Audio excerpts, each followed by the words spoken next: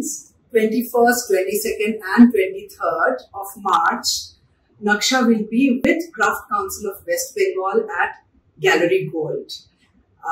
This exhibition is supposed to be very exclusive, that's what I've been told, and there'll be quite a number of us together, and Naksha will be with her collection after a very long time.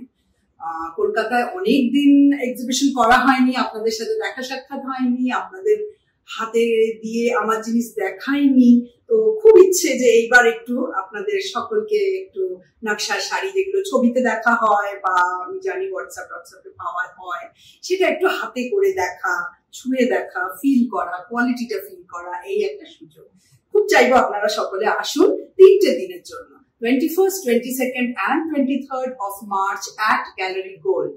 একটা জিনিস বলতে হবে, সেটা হচ্ছে একটা সারপ্রাইজও আছে, সেটা হচ্ছে যে সিল্ক শাড়িতে বোনানজা অফার দেওয়া হবে।